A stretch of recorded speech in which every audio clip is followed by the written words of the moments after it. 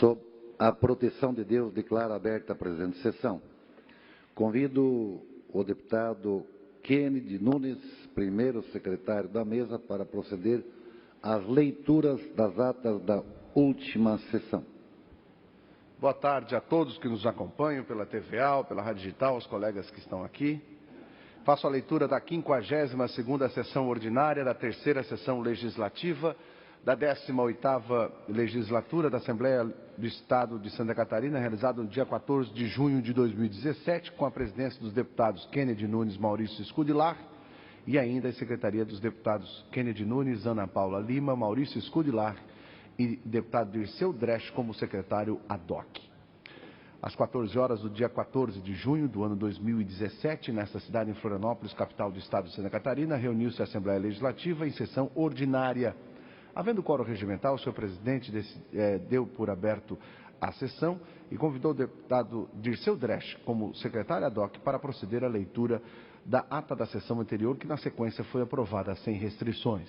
O expediente foi distribuído e em breves comunicações ocupar a tribuna os senhores deputados Antônio Aguiar, Dirceu Dresch, César Valduga e Nilson Gonçalves. No grande expediente, horário destinado aos partidos políticos, ocupar a tribuna os senhores deputados César Valduga pelo PCdoB, Milton Obos pelo PSD, Maurício Scudilar pelo Bloco Parlamentar PP, PR, PSB e ainda a deputada Luciane Caminati pelo Partido dos Trabalhadores. O senhor presidente comunicou que a Comissão de Constituição e Justiça apresentou parecer contrário aos projetos de lei 69/2014, 107, 290/2016, 118/2017, respectivamente, com o ofício 495/2015. Foram ainda aprovadas as redações finais exaradas aos projetos de leis números 164/2015, 383/2016 e o projeto de lei complementar número 5/2017. Ficam aprovados o pedido de informação 58/2017 e as moções números 92 a 94/2017. Outro sim, o senhor presidente deferiu os requerimentos 595 a 606/2017. Comunicou que encaminhará aos destinatários as indicações 432 até 441/2017. Em explicações pessoais, fez uso da tribuna o senhor deputado Serafim Venzon. Nada mais havendo, o senhor presidente, antes de encerrar a presente sessão, convocou outro especial para segunda-feira às 19 horas. E eu, primeiro secretário, fiz e mandei digitar a presente ata. Faço agora a ata da 12ª sessão especial da terceira sessão legislativa da 18ª legislatura da Assembleia Legislativa do Estado de Santa Catarina, que foi realizada no dia 19 de junho de 2017, com a presidência dos deputados César Valduga e Dirceu Dresch. Às 19 horas do dia 19 de junho de 2017, nessa cidade em Florianópolis, capital do estado de Santa Catarina, reuniu-se a Assembleia Legislativa em sessão especial. O senhor presidente convidou as seguintes autoridades que foram nominadas para tomarem assento à mesa. Excelentíssimo senhor deputado Dirceu Dresch, presidente da Cinemateca Catarinense Pedro Machado Carneiro, senhor presidente da Fundação Catarinense de Cultura Rodolfo Pinto da Luz, neste ato representando o excelentíssimo senhor governador do estado de Santa Catarina, e ainda a presidente do Sindicato dos Trabalhadores do Cinema e Audiovisual de Santa Catarina, Ana Maria Martins da Fonte, e ainda o presidente do Sindicato da Indústria do Cinema e do Audiovisual de Santa Catarina, Santacini Carlos Eduardo Somadio. O senhor José Cláudio Castanheira e a reitor do curso de cinema da Universidade Federal e ainda a coordenadora do curso de cinema da Universidade do Sul, a Unisul, Maria Lúcia Sala. Ato contínuo, o senhor presidente deu conhecimento ao plenário que a sessão foi convocada por solicitação da mesa e aprovada pelos demais parlamentares em comemoração aos 31 anos da fundação de Cinemateca Catarinense.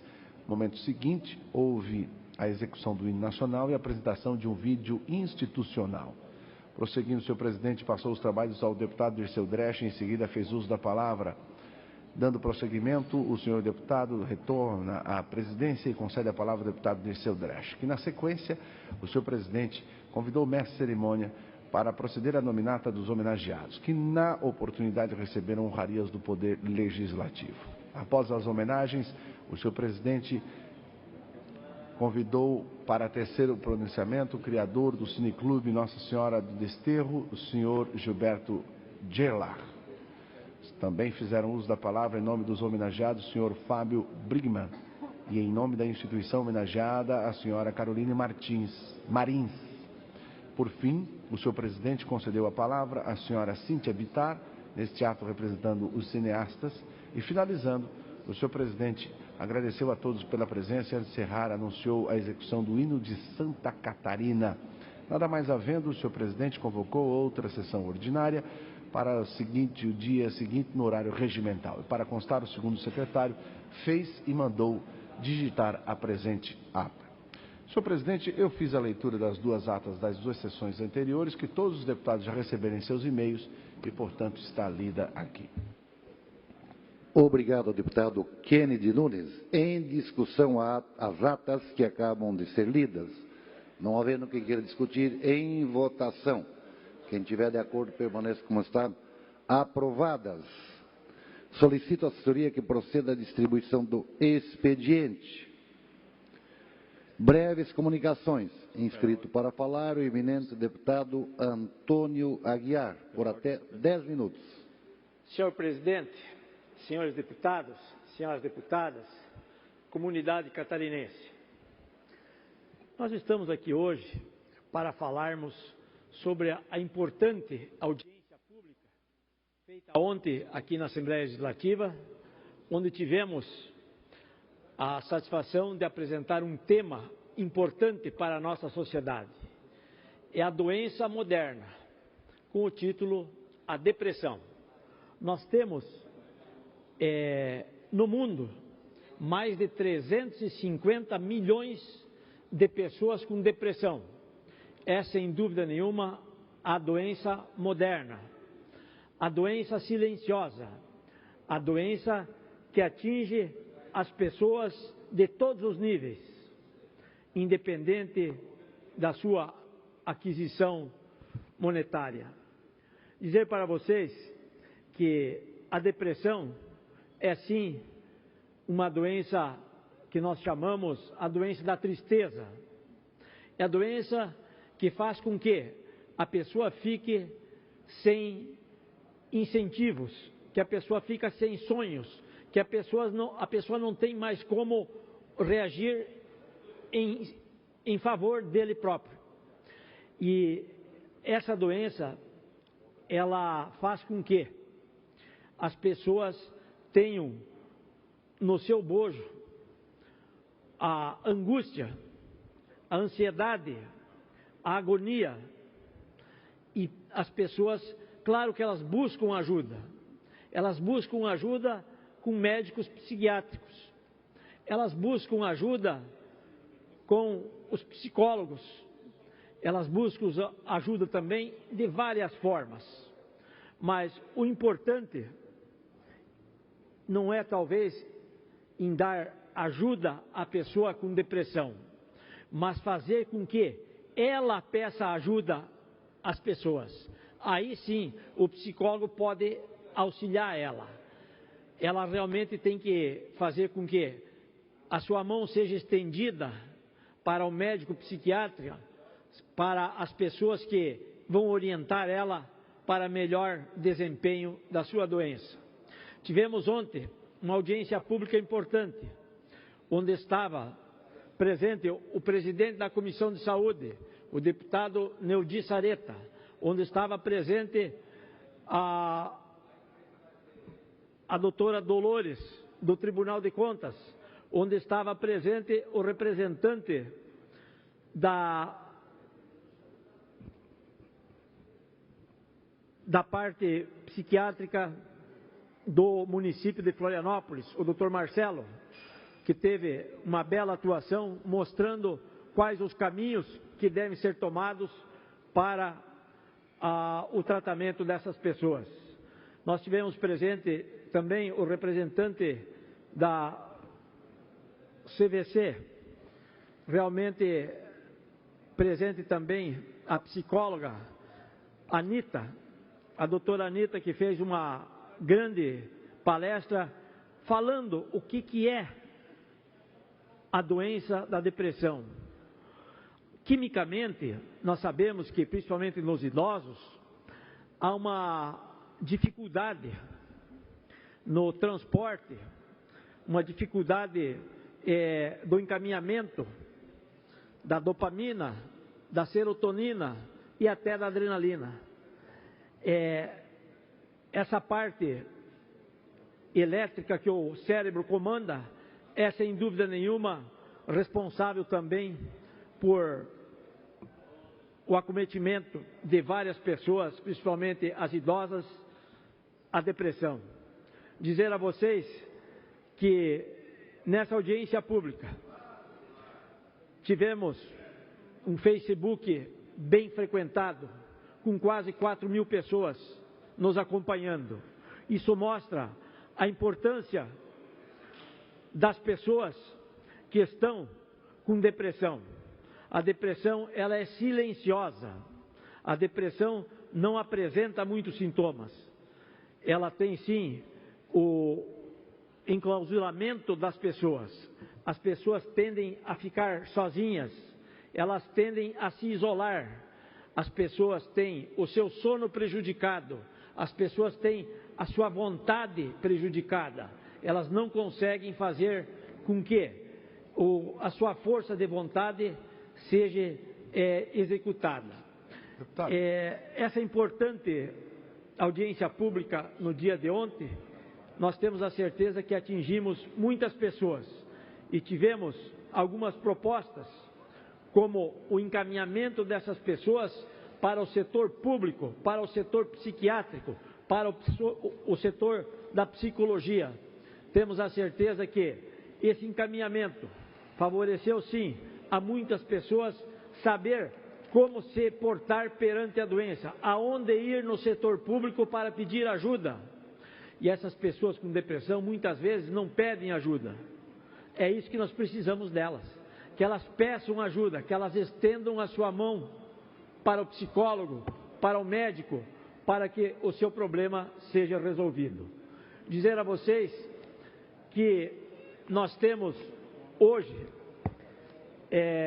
no estado de Santa Catarina e no Brasil, o impedimento já de 2 anos sem que haja um aporte financeiro do governo federal para essa área importante que é a área da saúde mental.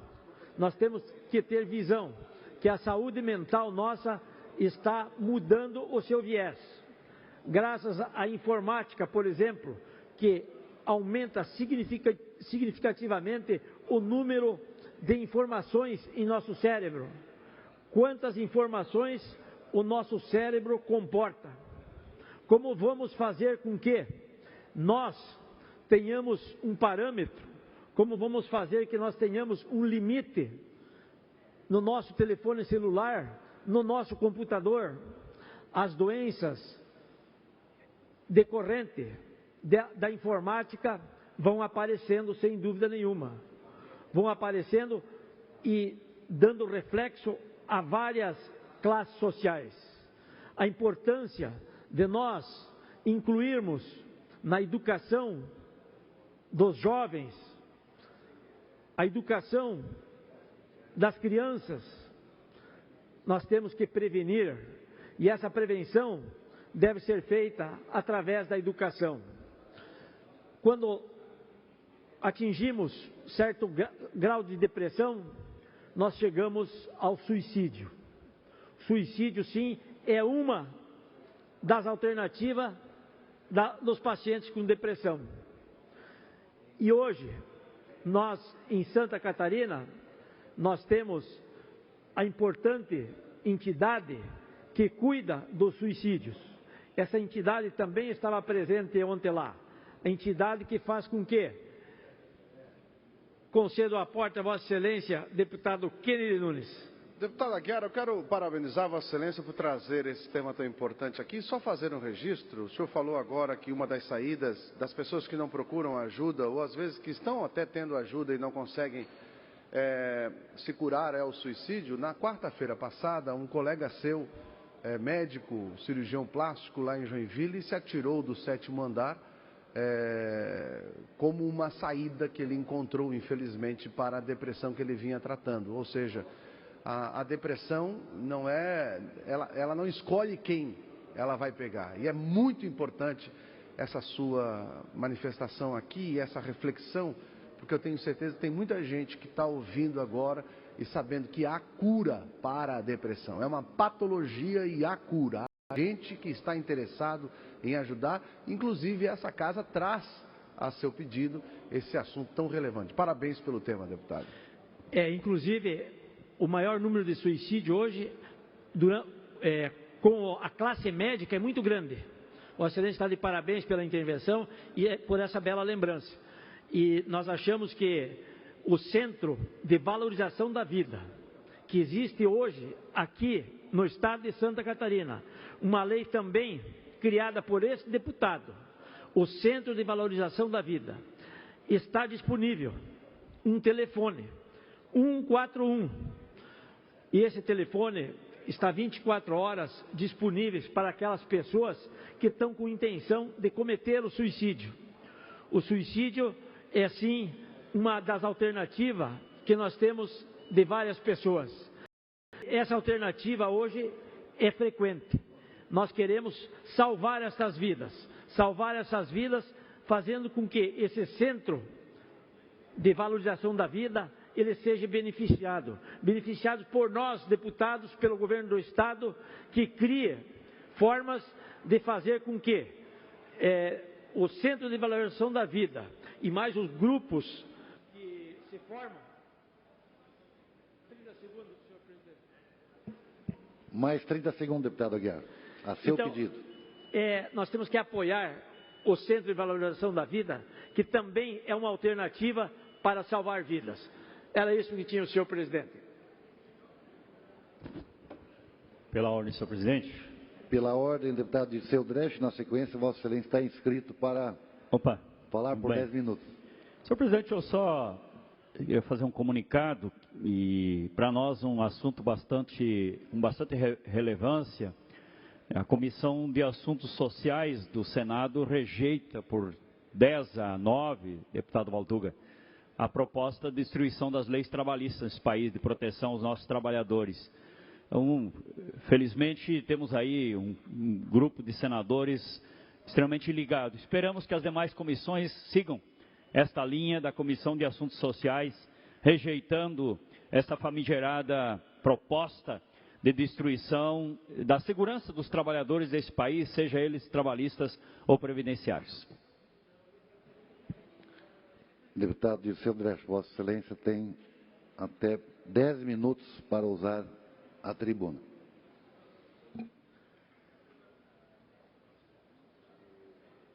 Só um anúncio. Já está contando. Antes de o deputado Dirceu iniciar a sua fala, concedo pela ordem, sem prejuízo do deputado Dirceu Dresch, ao deputado João Amin. Eu tento compensar hoje à noite ao deputado Dirceu um toque no futebol para ver se ele faz um golzinho, deputado Silvio.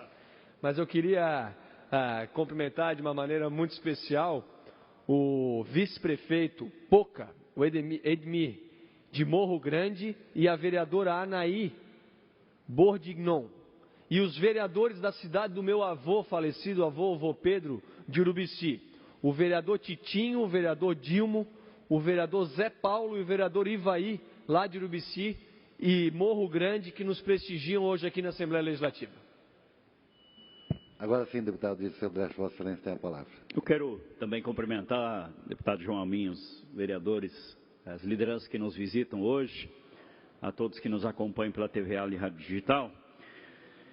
Eu, nesta tarde, depois de acompanhar semana passada, essa semana, um fato que aconteceu com uma criança, a menina Heloísa, lá do município de Mafra, um bebê de 1 ano de idade, trazer aqui presente esse nosso compromisso em lutar pelas políticas públicas, pela saúde pública e pelo bom atendimento à nossa população. Inclusive hoje pela manhã, deputado Valduga, instalamos aí a Frente Parlamentar de Defesa do Serviço Público e Serviço Público de Qualidade.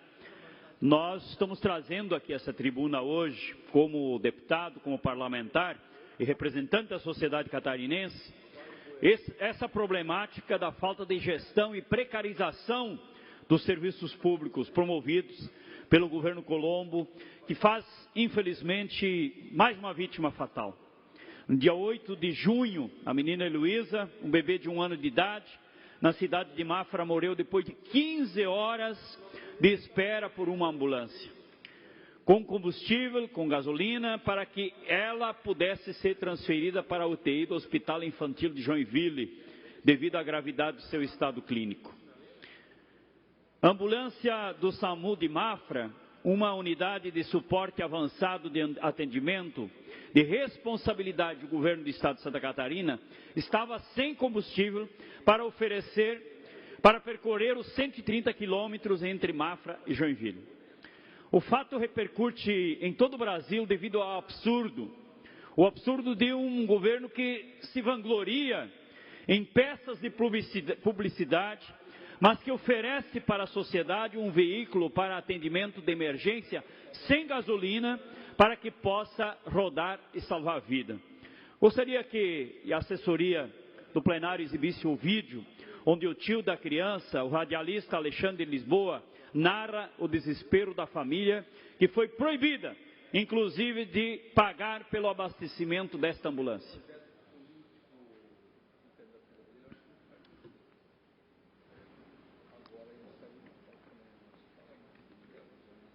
O meu irmão perdeu nesse final de semana a sua filhinha de 1 ano e 20 dias. Apenas 1 ano e 20 dias. Ela já estava interagindo com a família, já estava engatinhando, já estava fazendo a alegria da casa.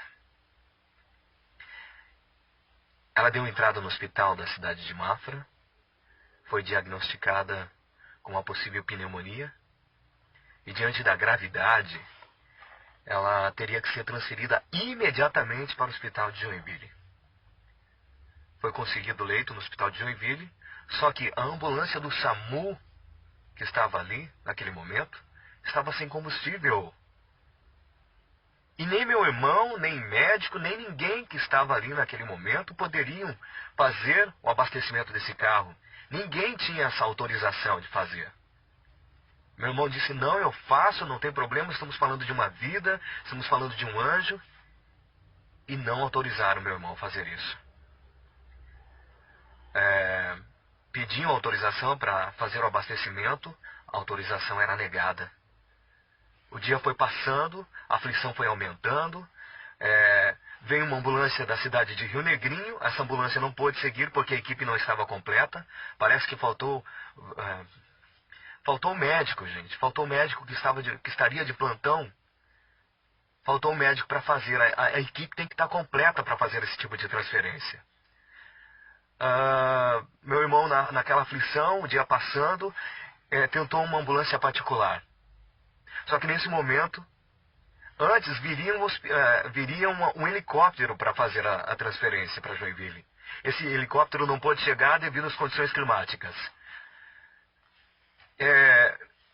Depois de tanta luta, veio uma ambulância da cidade de Canoinhas até Mafra, do SAMU, para fazer a transferência. Quando essa equipe chegou, a equipe estava completa, só que tinha um outro porém. Eles só poderiam levar, olha que absurdo, o bebê até a cidade de Rio Negrinho, porque o combustível dava só até a cidade de Rio Negrinho, eles teriam que voltar para Canoinhas. Meu irmão disse, não tem problema, eu abasteço o carro para vocês e a gente toca direto para Joinville, a gente precisa chegar o mais rápido possível em Joinville. Não, você não tem autorização, nós não temos autorização para fazer esse abastecimento. Que absurdo é esse, minha gente? Que valor tem a vida para essas que estavam negando o abastecimento desses carros? Quem é o preso? Secretário de Saúde do Estado? Quem que é o responsável do repasse do SAMU, o abastecimento desses carros? No desespero, meu irmão aceitou essas condições. Eles levaram de 1 hora para transferir a minha sobrinha de uma ambulância para outra em um posto de combustível. Uma ambulância que veio da cidade de Jaraguá do Sul para concluir a transferência no hospital de Joinville. Eles saíram 11 horas da noite da cidade de Mafra e chegaram 2 horas da manhã na cidade de Joinville. Só que nessa transferência de ambulância para outra, a minha sobrinha teve 3 paradas cardíacas. 3 paradas cardíacas. Isso poderia ser evitado. Chegaram 2 horas da madrugada na cidade de Joinville e no dia seguinte, perto das 2 horas da tarde, perdão, no mesmo dia, perto das 2 horas da tarde, veio a óbito. Esse é o relato do tio de Luísa. O fato já está sendo investigado pela Polícia Civil e nós vamos acompanhar esse desenrolar. E o governo precisa dar explicações sobre isso e deve explicações à sociedade catarinense. O que acontece na cidade de Mafra é gravíssimo.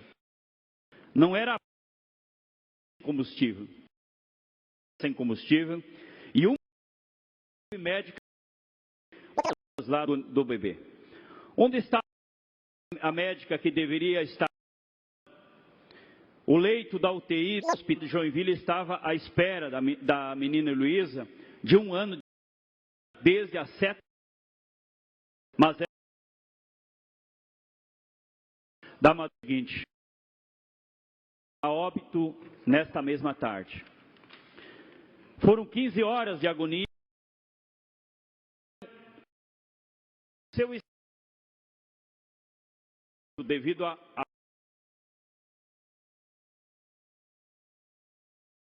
o governo Colombo terceirizou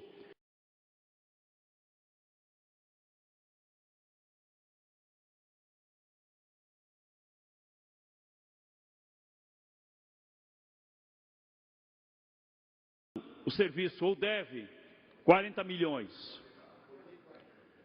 A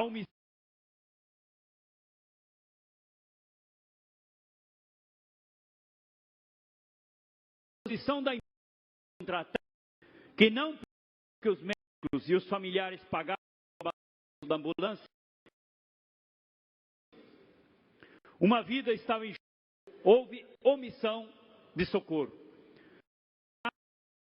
Elencar prioridades. E a saúde pública de Santa Catarina é prioridade, por isso,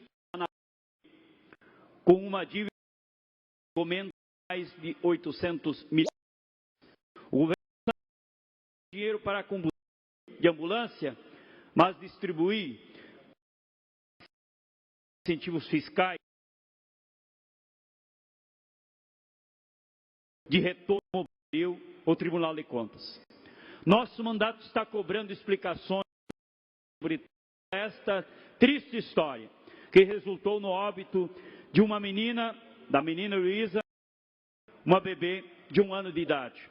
Então é isso que nós esperamos que seja esclarecido e que a gente tenha providências imediatas para não outros catarinenses sofrer com as mesmas situações, a menina Luísa e a família dela toda.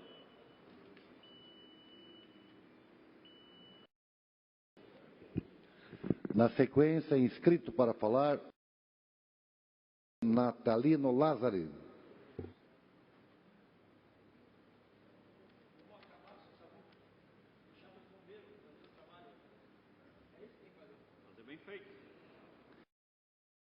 Senhor presidente, senhoras e senhores deputados, ocupo a tribuna nessa tarde, presidente, para fazer um registro importante, considero muito importante. Estive na última quarta-feira em São Joaquim e faço esse registro com muito orgulho, com muita honra, representando aqui a Comissão de Agricultura desta casa, numa reunião para tratar de uma doença. Estamos aqui falando de problemas de saúde humana, mas nós temos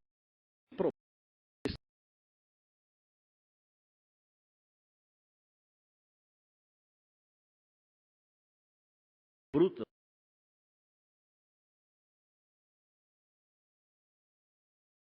que atinge e, lamentavelmente, vitimam a planta. E esse problema está concentrado mais no estado do Rio Grande do Sul, mas já está afetando Santa Catarina em mais de 10% dos pomares.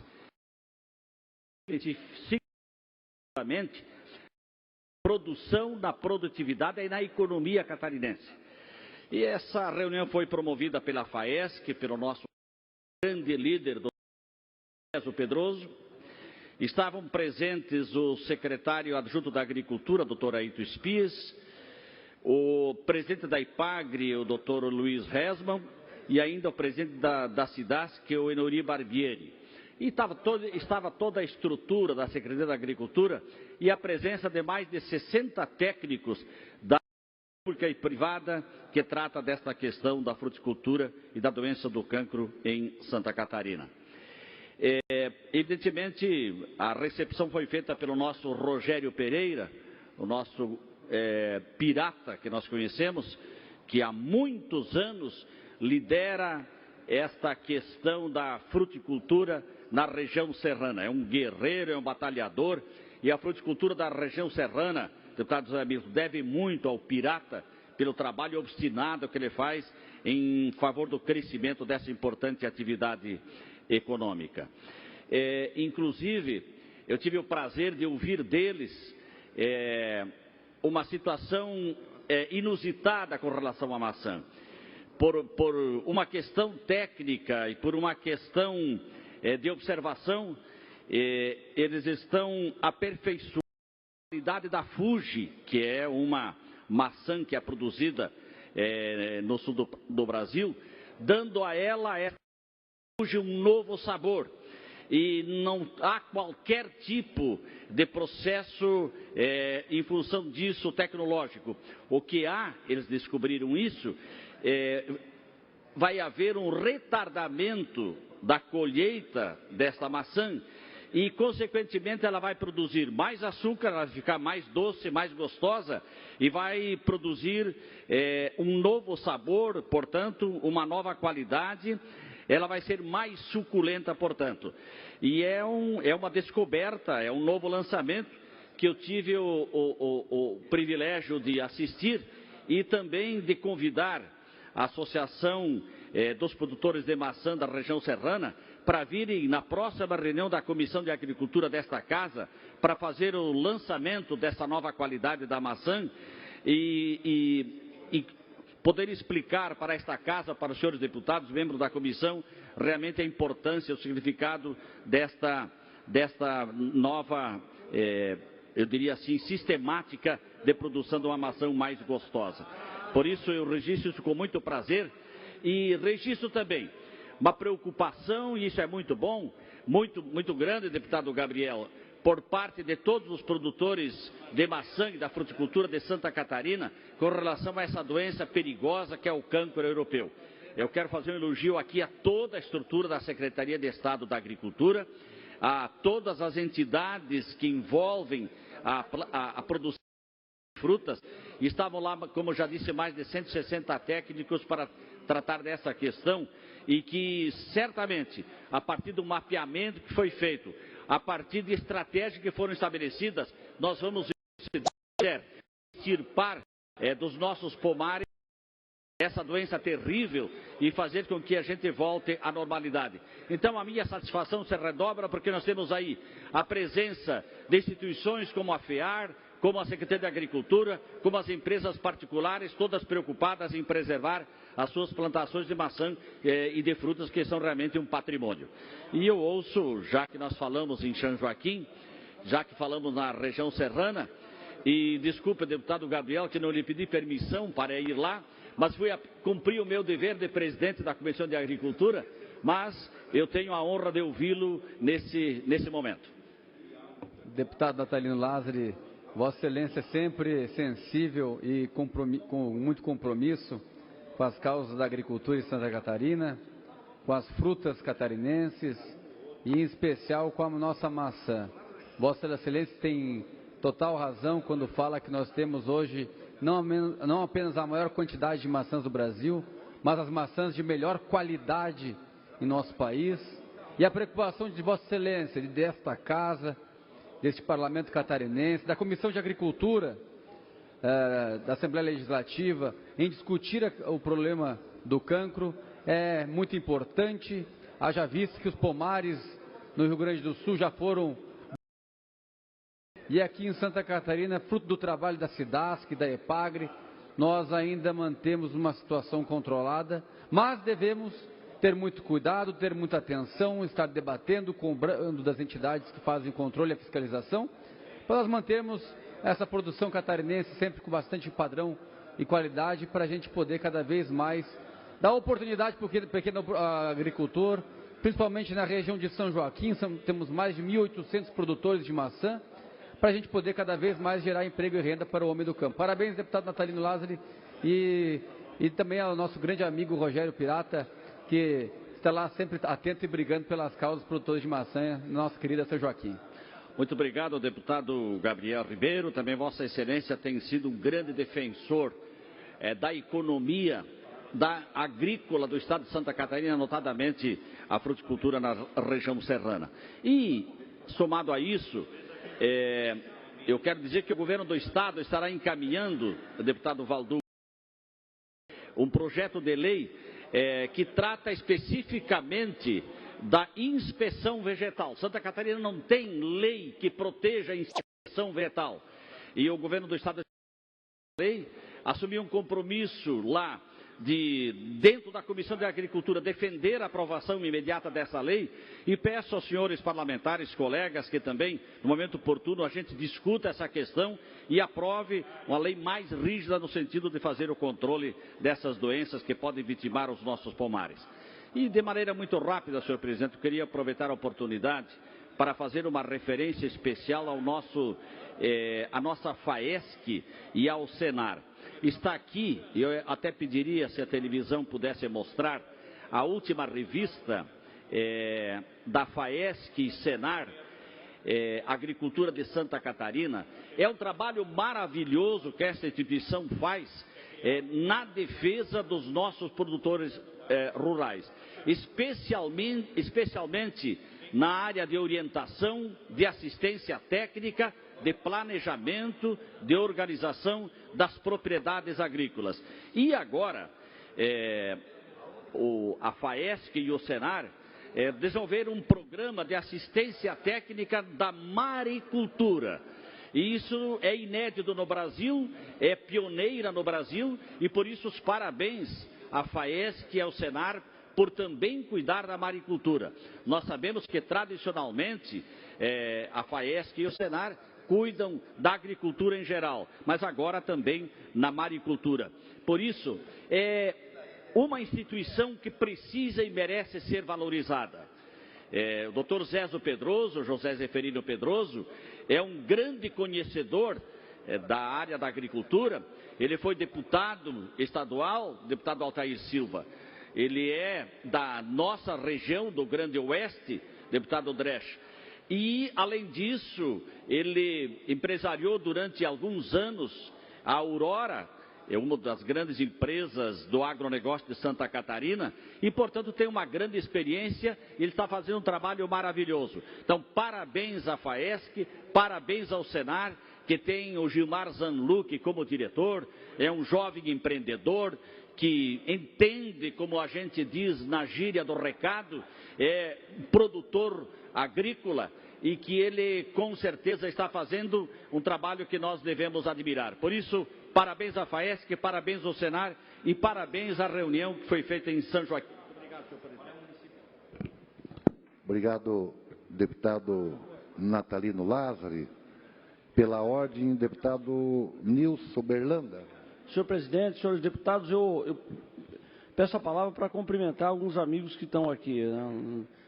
Nossos vereadores, as lideranças lá de Urubici, que fazem uma visita aqui ao plenário, e também, de uma forma especial, um grande empresário de Curitibano, Narciso Som, que trabalha no ramo de madeiras lá, que também é o presidente de honra do PR, juntamente com o nosso vereador Rafael Valim, que faz uma visita a esta casa no dia de hoje. Um grande abraço a vocês.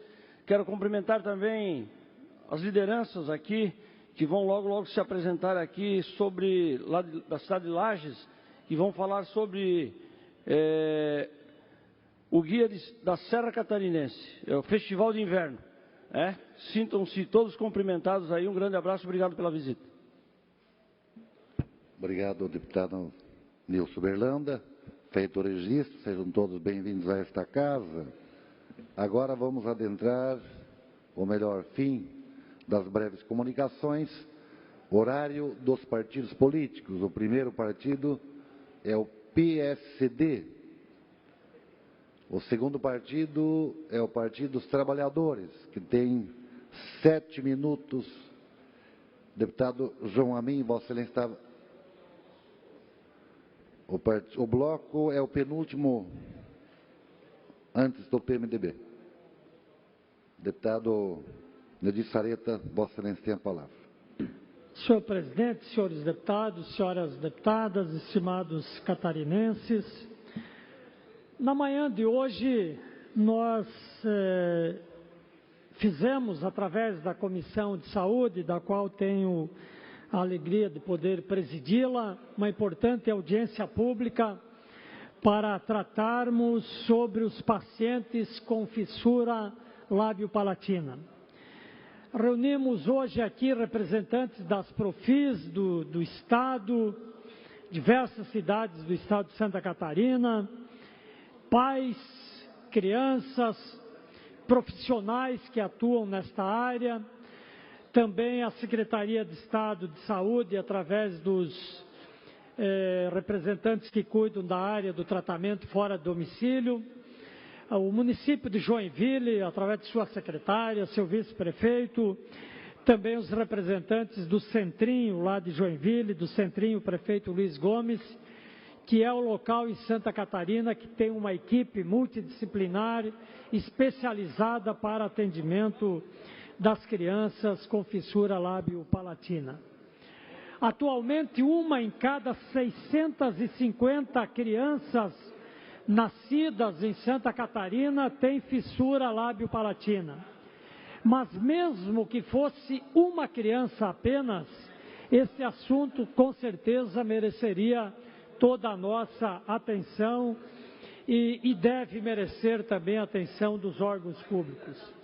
Em nosso estado, quero fazer uma referência especial ao Centrinho de Joinville, que atende cerca de 3.000 pacientes com fissura lábio-palatina, proveniente de praticamente todos os municípios de Santa Catarina. A unidade hoje, que é mantida lá com recursos do município, e tem um custo, segundo o que se levantou, de 500 a 600 mil reais por mês, passa aí na faixa de 50 mil reais apenas do Estado. Em função, inclusive, desse custo, a Prefeitura de Joinville chegou a divulgar estudos para restringir o atendimento, que se limitaria a pacientes do município, o que geraria para os demais pacientes uma grande perda. O reconhecimento do Centrinho como referência na área para encaminhamento de pacientes pelo Estado, via o sistema de regulação, o SISREG, foi uma das reivindicações durante a audiência. Dentre as manifestações desta audiência, no que se refere às crianças que não podem ficar em fila de espera, e o tratamento certo precisa ser feito logo na primeira vez. E lá neste centrinho tem as condições de se fazer esse atendimento. Por isso que a reivindicação é que os municípios encaminhem, e a Secretaria faça isso, para Joinville, para o centrinho, mas que o Estado possa, para viabilizar isso, fazer o repasse de recursos necessários, como a nossa referência estadual. Às vezes até é encaminhado para algum hospital que não tem essa equipe multidisciplinar, que não tem condições de fazer de fato o atendimento. E lembrando que a primeira cirurgia do lábio precisa ser feita logo de 3 a 6 meses de vida. No caso do palato, precisa ser operado entre 12 meses e 18 meses. Se operar depois, não vai ter mais o mesmo resultado. Por isso, esta preocupação das mães e de todos os que estiveram nessa audiência da manhã. Juntando-se a isso, senhor presidente, com a anuência dos presentes e como encaminhamento também desta audiência pública, e já tínhamos discutido ontem com as entidades da reunião preparatória da nossa audiência pública, encaminhei e protocolei nesta casa, no dia de hoje, projeto de lei que institui o Dia da Conscientização sobre a fissura lábio-palatina no estado de Santa Catarina. O dia a ser celebrado em 24 de junho de cada ano pretende motivar debates e ações que busquem auxiliar no melhor tratamento para pacientes com fissura lábio-palatina. A escolha do dia busca unificar um movimento que já existe também em outros lugares do Brasil com iniciativas semelhantes. Portanto, senhor presidente, senhores deputados, quero destacar mais uma vez a importância da representatividade da audiência pública que tivemos nesta manhã, a presença de profissionais, de mães que ali deram depoimentos extraordinários sobre o atendimento das crianças acometidas com a fissura lábio-palatina. A reivindicação realmente ao Estado é de que possa, quando do TFD, do tratamento fora do domicílio, colocar Joinville como referência. O Centrinho de Joinville, que tem feito um trabalho extraordinário e foi reconhecido de forma unânime hoje pelas mães.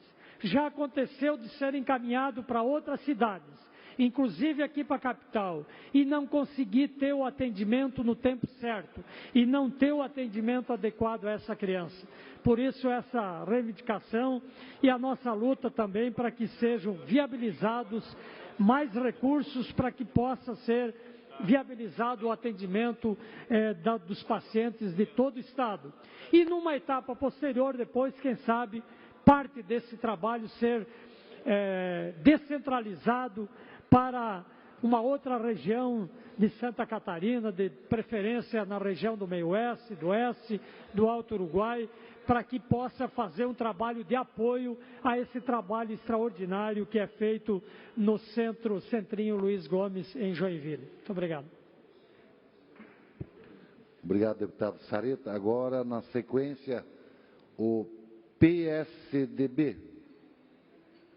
Na sequência, o PSC, por uma permuta, ou melhor, com aquiescência, o deputado Parisotto vai fazer uso da palavra por 5 minutos. O deputado Rodrigo Minotto, em nome do PDT. Senhor presidente, senhores deputados, quero aqui inicialmente agradecer pela cedência ao deputado Parisotto e, ao mesmo tempo, cumprimentá-lo pelo grande evento que fez em Criciúma no último sábado, o evento Labaredas de Fogo, onde reuniu mais de 4.000 pessoas na cidade de Criciúma. Eu venho a essa tribuna hoje, senhor presidente, porque no dia de amanhã nós estaremos em Criciúma acompanhando o governador do estado, que vai fazer o lançamento da revitalização da rodovia 445, bem como a apresentação do Fundan 2. E amanhã, dia 21 de junho, nós lembramos do falecimento do nosso grande líder, Leonel Brizola. Passado 13 anos do seu falecimento, Leonel Brizola ainda é reconhecidamente a maior personalidade política contemporânea cuja memória permanece viva nas almas dos brasileiros. Sua vida é recheada de alternâncias entre o governo do Rio Grande do Sul e o do Rio de Janeiro, entre a fundação do PTB e do PDT, entre o governo João Goulart e o exílio durante a ditadura militar, entre a anistia e a campanha das diretas já, entre a resistência e o golpe, entre a inconstitucionalidade e a campanha da legalidade, representa um exemplo inspirador para todos nós. Na esteira revolucionária das ideias trabalhistas, Brizola resgata os princípios da soberania nacional, da defesa intransigente do petróleo e da siderurgia. Sua combatividade, coragem e destemor fizeram de Brizola um grande líder, carismático, singular, cujo protagonismo na vida republicana brasileira é inquestionável. Como governante, destacou-se pela construção de escolas no Rio Grande do Sul e CIEPs no Rio de Janeiro, na linha de entendimento que a consciência crítica e cívica se dá a partir da educação. E costumava citar países como o Japão, que fizeram da educação a sua ponte para o desenvolvimento. Dedicou sua vida às e progressista e à construção de um Brasil inclusivo, sem jamais ceder às forças conservadoras que dominam o cenário brasileiro. Em 2012, foi eleito pela BBC de Londres como um dos 100 maiores brasileiros de todos os tempos.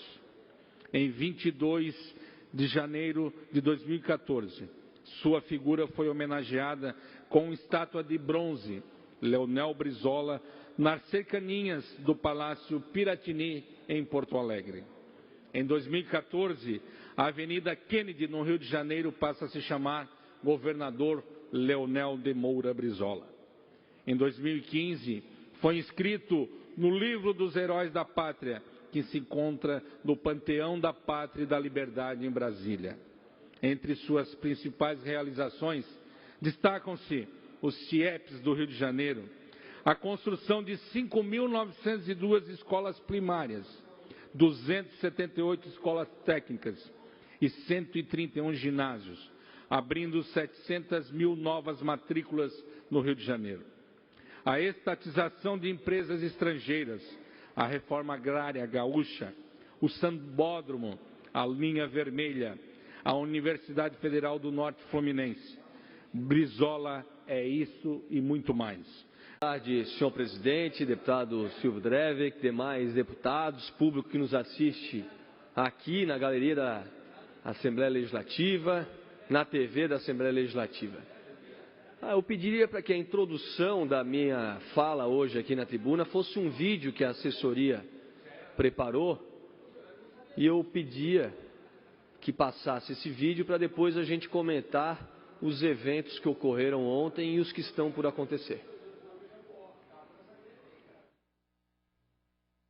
Mudando de assunto, semana passada a gente falou aqui no Jornal do Almoço de novos problemas nas obras do contorno viário da Grande Florianópolis, um projeto muito esperado e que já virou uma novela. Devia ter ficado pronto em 2012 e ainda está longe de ser entregue. Pois hoje, a Assembleia Legislativa de Santa Catarina está fazendo uma audiência pública para falar dessa obra. O Rafael Faraco está lá acompanhando tudo de perto e traz mais informações. Rafael, bem-vindo das férias de volta e já perguntando para você, alguma boa notícia aí dessa audiência? Boa tarde, Lânia.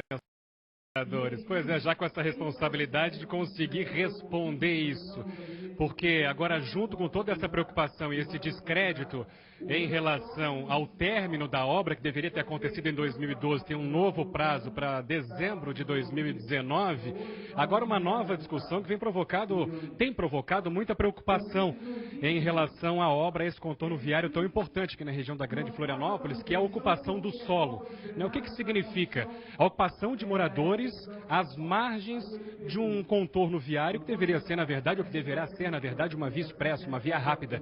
Mas a partir do momento que há uma grande ocupação, como acontece em alguns pontos de Florianópolis, por exemplo, haverá lentidão também no trânsito, e tudo isso está sendo discutido nessa audiência pública que começou lá no plenarinho e passou para cá devido a um apagão aqui na Assembleia Legislativa e continua acontecendo agora no plenário mesmo da Assembleia Legislativa. Esse é o grande ponto de discussão e é por isso que a audiência pública está acontecendo nesse momento, para que os municípios, especialmente Palhoça e Biguaçu, tomem medidas urgentes para frear qualquer tipo de crescimento no entorno do traçado do contorno viário, o que poderá transformar, como disse há pouco, Violaine, uma via expressa, uma via rápida de um contorno viário para desafogar todo um trânsito caótico na região em um trânsito urbano, o que tornaria a obra ineficiente, dinheiro público jogado fora, na verdade. Além disso, outros pontos estão sendo discutidos também aqui nessa audiência pública, que é o cronograma da obra, uma obra que deveria ter ficado pronta em 2012, tem novo prazo para dezembro de 2019.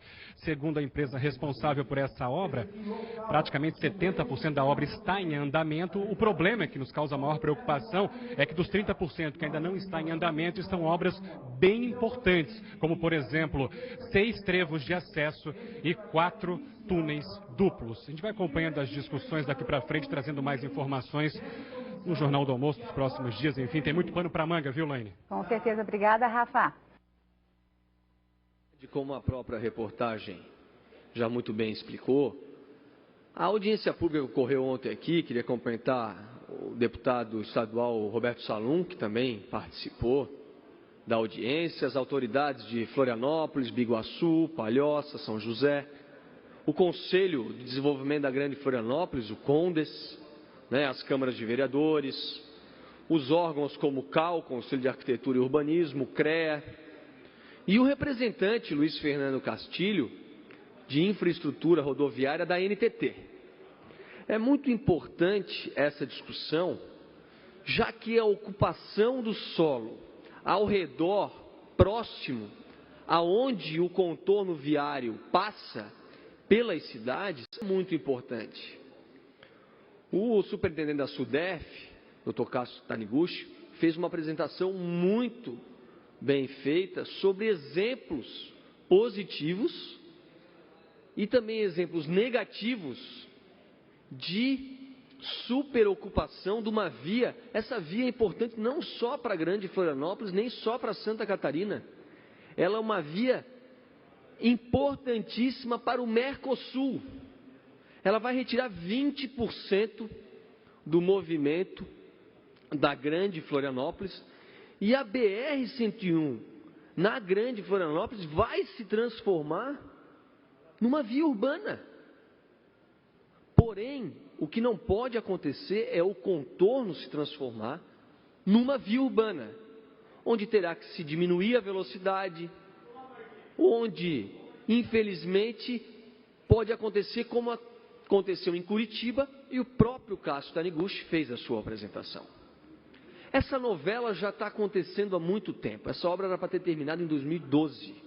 A previsão agora, falo agora, é para dezembro de 2019. Mas agora, na última sexta-feira, a imprensa noticiou o atraso das obras, do pagamento de empreiteiras. Quem foi a favor da terceirização tem que analisar o que está acontecendo aqui no contorno viário. Eu não estou dizendo que eu sou a favor ou contra a terceirização, mas empresas terceirizadas não estão recebendo e a obra está sendo comprometida. Amanhã, às 9 horas da manhã, vai haver uma visita in loco às obras do contorno viário da Grande Florianópolis, pela Comissão de Transporte e Desenvolvimento Urbano e também os municípios de Florianópolis, Biguaçu, São José, Palhoça, as câmaras de vereadores, as CDLs, as associações comerciais foram também convidadas. E por uma tentativa muito forte de tentar cancelar essa visita por questões como o clima. Olha, pode estar caindo gelo, deputado Mota, pode estar caindo a chuva que for, apesar de não ser a previsão, nós vamos lá ver as obras. Porque dos 50 quilômetros previstos do contorno, apenas 5 foram feitos. Será que eles vão manter o calendário para dezembro de 2019? Eu queria fazer outro registro aqui sobre o Grupo Paritário de Trabalho da Fiesc, que vem acompanhando a obra, no nome do Dr. Egídio Martorano, do Mário César de Aguiar, que é o presidente da Câmara, e também do engenheiro Saporiti, que é a pessoa que mais entende da obra. Espero não estar cometendo nenhuma injustiça, mas o engenheiro Ricardo Saporiti é o que analisou por muito tempo aquela obra ali, e amanhã nós iremos lá. Também depois vai ser combinado juntamente com o Conselho Metropolitano da Grande Florianópolis audiências em São José, na Palhoça e em Biguaçu, e é fundamental a participação das câmaras de vereadores para que essa ocupação do solo não seja mal feita e nós transformemos essa obra tão importante numa via urbana.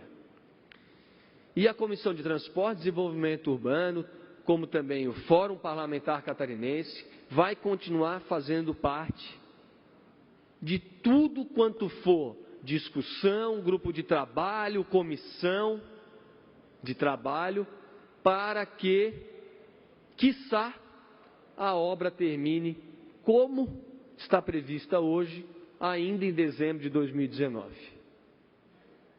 Muito tentou-se responsabilizar para essa obra não acontecer.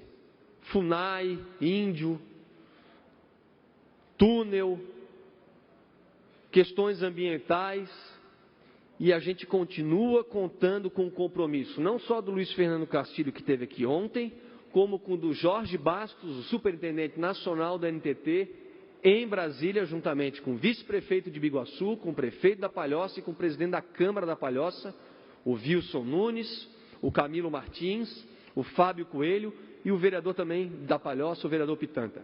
Qualquer modificação que porventura tenha-se que executar no projeto que está sendo executado, terá que ser avaliado e analisado por todos nós, Câmara de Vereadores, Assembleia Legislativa, Câmara Federal, Fórum Parlamentar, Senado Federal, para que a enjambração que já virou fofoca da 282 para 101, próximo ao pedágio da Palhoça, não ocorra na calada da noite, para que as autoridades, sejam técnicas, sejam políticas, possam continuar acompanhando essa obra que é de vital importância, não só para a Grande Florianópolis, não só para Santa Catarina, mas para o Mercosul. Muito obrigado. Na sequência, o PMDB por até 15 minutos. Com a palavra, o eminente deputado Manuel Mota.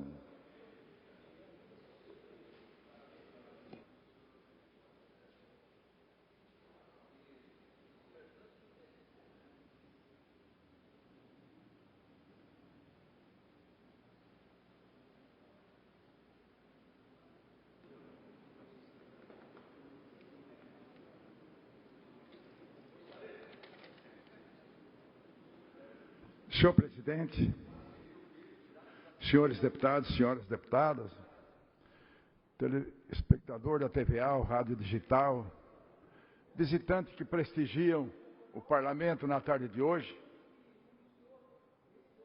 eu, como catarinense e brasileiro,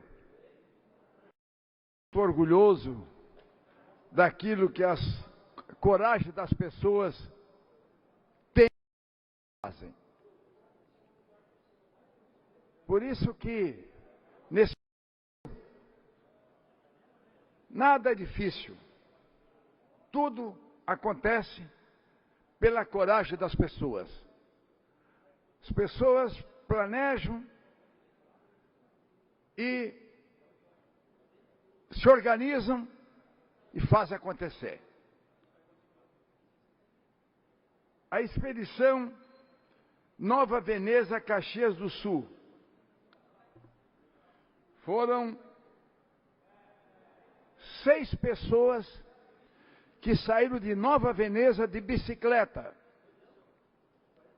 comandado pelo ex-vereador, ex-candidato a vice-prefeito, Ranaskoski Obetão.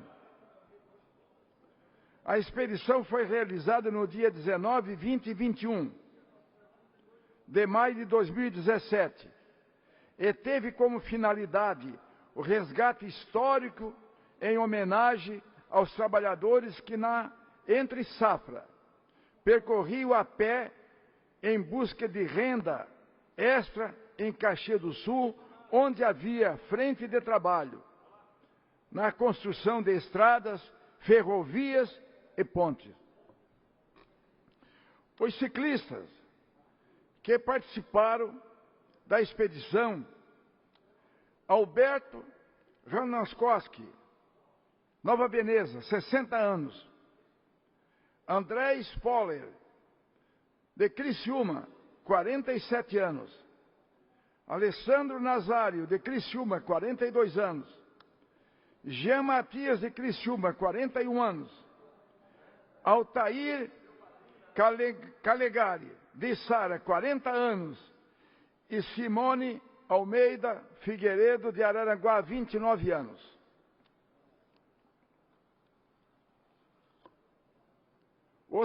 As principais cidades percorridas: Nova Veneza, Araranguá, Torres, Terra da Areia, Caxias do Sul, Antônio Prado, Vacaria, Lages, São Joaquim, Bom Jardim da Serra.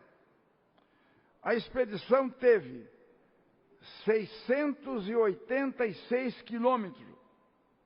No primeiro dia, Nova Veneza, Caxias do Sul. No segundo dia, Caxias do Sul a Lages. No terceiro dia, Lages a Nova Veneza. Faz ideia a coragem desse ciclista para poder homenagear os trabalhadores que subiam a serra a pé na entre safra para poder fazer uma renda extra. Eles foram homenagear esses trabalhadores, fazendo em 3 dias 886 quilômetros a pé. E o coordenador tinha 60 anos. Sabe lá o que é que coragem que tem essas pessoas. Então eu estava numa festa em Nova Veneza, eles chegaram, eu fiquei encantado com a coragem, com a bravura dessas pessoas, inclusive uma mulher. Acompanhou todo esse trajeto. Desceram a serra, subiram a serra pedalando, desceram a serra pedalando e chegaram, né, em Nova Veneza no dia da festa. Então é essas coisas lindas que faz a gente se motivar. Que o Brasil tudo tem jeito, porque as pessoas têm coragem. As pessoas nunca se entregam. Sempre a forma de vencer. E por isso, todas as pessoas que têm dificuldade hoje, eles têm coragem para vencer amanhã. É assim que o brasileiro vence essas paradas de dificuldade. Hoje o Brasil, nessa turbulência toda que está aí, da nossa economia, né? O Brasil vivendo o pior momento da sua economia, com certeza, amanhã, vamos virar essa página e viver um novo momento desse Brasil. Porque o Brasil é vencedor, o povo é corajoso. E por isso que a gente vê, dentro dessa questão dessas pessoas, da bravura dessas pessoas, né, acabam vencendo e vencendo essas etapas. E aí é a bravura do povo brasileiro e do povo catarinense. E o povo catarinense é muito mais ainda, é muito mais bravo, que saíam subindo a serra a pé, andando, né, 300, 400 quilômetros a pé, para buscar serviço entre a safra de arroz, que para um tempo sem plantar, para poder trabalhar lá em ponte, em ferrovia, em estrada, naquele meio tempo ali, para sobreviver com a sua família. Quer dizer, eles foram fazer essa homenagem. E aí, eu tenho que homenagear essas pessoas. Eu sou obrigado a homenagear essas pessoas aqui. Betão, vereador de vários mandatos. Hoje não quis mais ser candidato, não quis mais, 60 anos. Então tem que deixar marcado. Bravura desse homem, um agricultor. Mas foi fazer, homenagear aqueles companheiros que fizeram isso. E por isso, a gente está homenageando eles e aqueles que acompanharam, né, nessa bravura desses 3 dias com, né, 686 quilômetros. Eu queria marcar profundamente aqui nesse parlamento, porque nós temos pessoas com essa coragem, com essa bravura, de homens e mulheres que nunca vê a tristeza, nunca vê o cansaço, nunca desanimam, sempre de cabeça erguida, pensando que o dia da melhor, o dia de amanhã vai ser melhor e eu posso vencer. E com certeza essas pessoas vão vencer, porque assim é o brasileiro que consegue vencer. Mas eu queria aqui falar no segundo momento, ouço o Antônio Aguiar, médico, corajoso, porque teve um acidente tremendo, teve na beira da morte e venceu a parada e está aí hoje como deputado e continua trabalhando e lutando, né, buscando o bem-estar das pessoas. E é assim que é o brasileiro e é assim que é os catarinenses. Palavra com Vossa Excelência, do deputado Aguiar. Gostaria de parabenizá-lo pelo tema e dizer a Vossa Excelência que realmente na nossa vida, para a gente conquistar, nós temos que sonhar. E o sonho de cada pessoa em conquistar o seu objetivo está dentro da pessoa. E isso só se realiza, como Vossa Excelência citou, com muito esforço, com muita determinação e aquela garra que as pessoas têm. Parabéns pelo tema, deputado Manel Mota, que sem dúvida nenhuma é o deputado de maior mandato atual na Assembleia Legislativa. Um grande abraço e parabéns pelo tema. Obrigado, Aguiar. Eu quero, além de agradecer, incorporar meu pronunciamento, né, porque você sempre é aquela pessoa que gosta de ajudar e contribuir nesses momentos aí de bravura. Mas eu quero aqui levantar um tema que a frente parlamentar não é bem a frente parlamentar, é os nossos deputados federais, os nossos senadores estão fazendo em Brasília. Hoje tem uma nota do Esperidão Amin, nosso deputado federal, certo?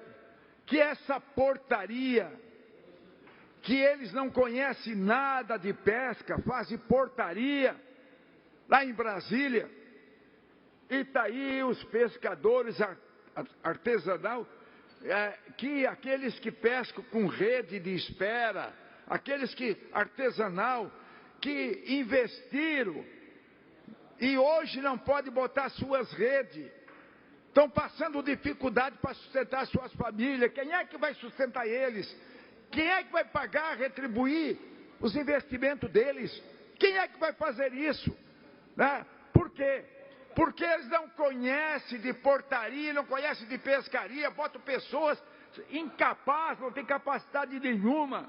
E outra, atingiram também as pequenas embarcações. Algumas podem pescar e outras não.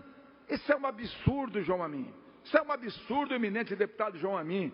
Quer dizer, e hoje até tem uma nota, se perdão a mim, né, porque o nosso fórum parlamentar está trabalhando muito, né, e para ver se muda. Mas quando mudar, terminou a pesca da tainha. E aí quem é que vai pagar o prejuízo do nosso pescador? Do nosso pescador artesanal que investiram, esperavam um resultado e o resultado não existiu. E nem vai existir, porque até mudar essa portaria acabou, né, e, no fim do próximo mês acabou a pesca de tainha. Aí acabou, eles não tem mais solução. Então, evidentemente que esse é o nosso Brasil, que põe pessoas despreparadas, não sabe ouvir aqueles que conhecem e acaba acontecendo isso. Mas eu ouço Vossa Excelência com muita honra, porque com certeza você tem conhecimento, seu pai está trabalhando muito lá para reverter esse processo. A palavra com Vossa Excelência, deputado João Amin. Deputado Mota, esse seu pronunciamento, ele é muito, além de muito positivo, ele vem em boa hora.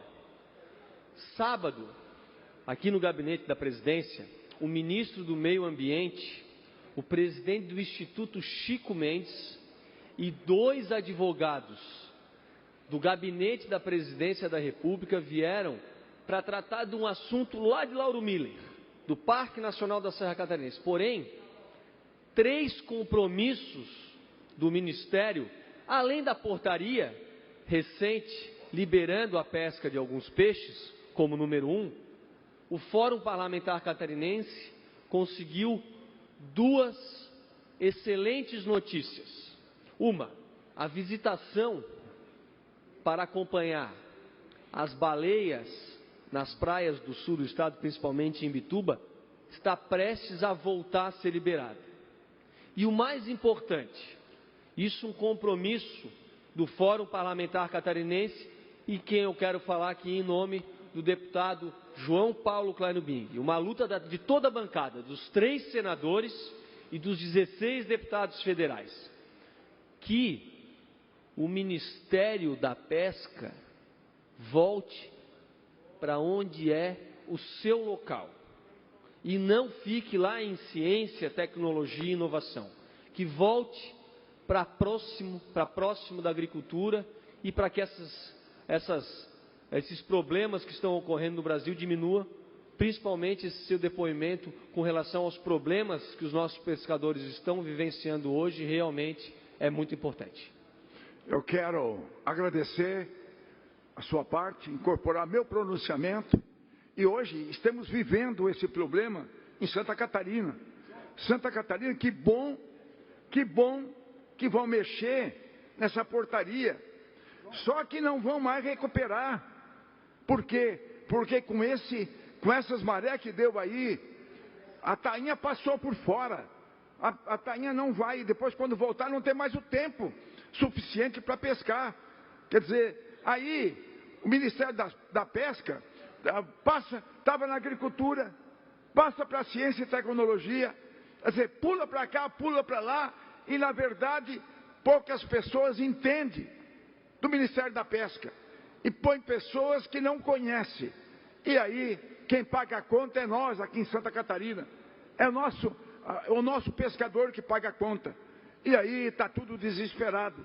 Nós fizemos uma audiência pública, mais de 1000 pessoas lá, e o pessoal tão desesperado, botavam aquela rede de calão, e eles pegavam ali para sobreviver, pegavam, vendiam a sua tainha, comiam aquele que podiam, vendiam, né? Hoje, eles não podem botar, porque o IBAMA está de manhã, de madrugada, fiscalizando para tirar a rede.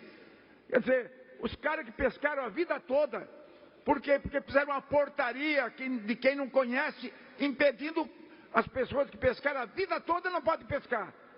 Agora, os grandes barcos que vêm lá de fora, esses pescam, levam embora tudo, aí pode.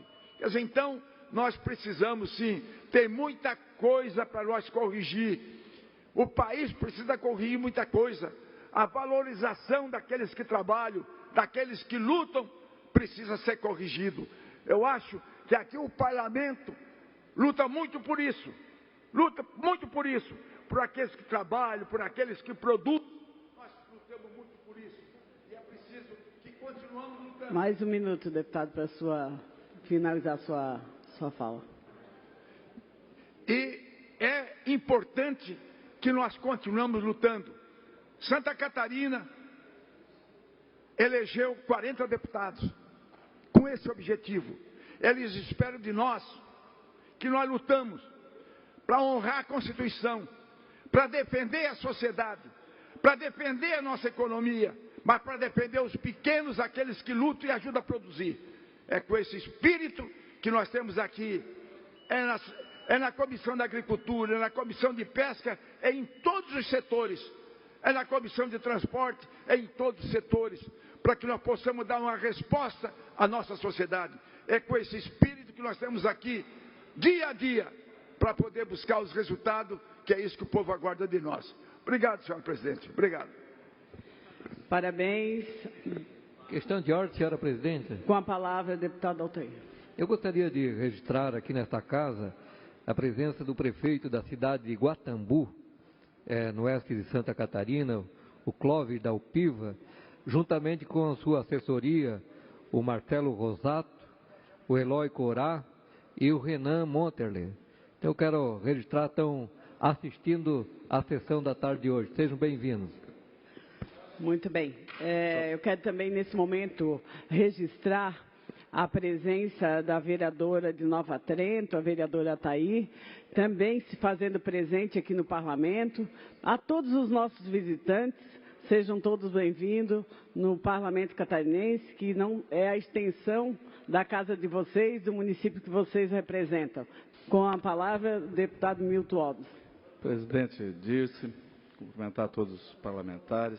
Também para agradecer e anunciar a presença do nosso prefeito de Balneário Camboriú, Fabrício, que está indo para São Paulo agora receber um prêmio da revista Exame como uma das cidades mais seguras do sul do Brasil, né? Uma cidade de Camboriú que recebe gente de Balneário Camboriú, que recebe gente do Brasil inteiro e está recebendo essa deferência. Então, para nós catarinenses é um motivo de muito orgulho. Então, parabenizar o prefeito Fabrício, a segurança pública de Santa Catarina, por conseguir manter esses índices que ainda nos animam um pouco nesse momento tão difícil que a gente vive na segurança pública do Brasil.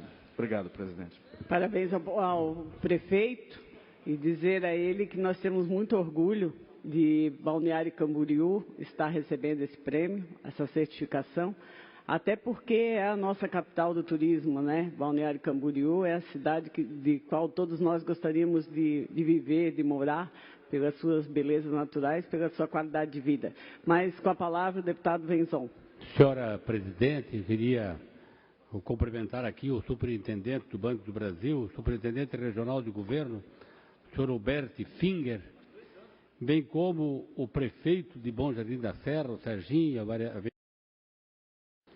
que estão em Florianópolis tentando convencer o Banco do Brasil, fim de semana, em Bom Jardim da Serra, que é local de muito e também é passagem de muito turista ali por Bom Jardim da Serra, que Vossa Excelência conhece tão bem ali também.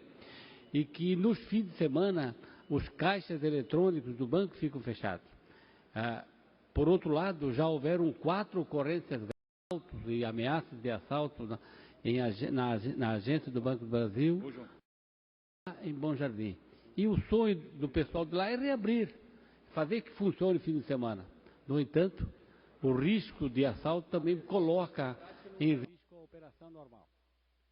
Mais um minuto, deputado.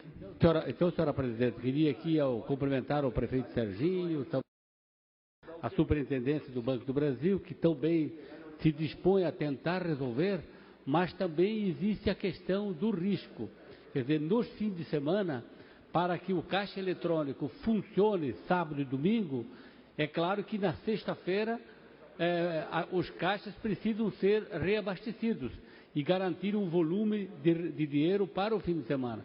E isso coloca em risco muito grande justamente de operações de assalto naquela agência. E normalmente quando ocorre uma ocorrência dessa, depois o banco passa a ter dificuldade de voltar a funcionar por uma semana, 2, até de meses, justamente por causa desse tipo de ocorrência. Mas quero agradecer à superintendência, bem como o prefeito Serginho, saudando. A intenção é boa, mas existe essa dificuldade. Muito obrigado, senhora presidente.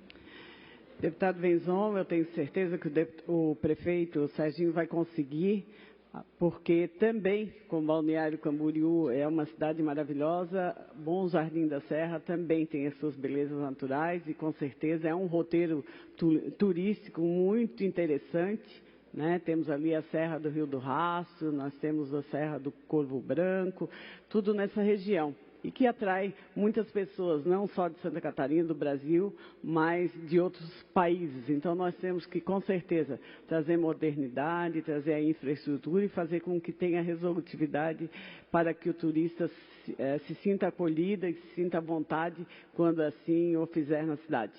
Mas nós, nesse momento, não tendo mais, que estamos no horário dos partidos políticos e não tendo mais nenhum partido para se pronunciar, PSD já passou, deputado Kennedy. Então, nós iremos, nesse momento, suspender essa sessão até às 16 horas, onde, então, será feita a ordem do dia. Obrigada.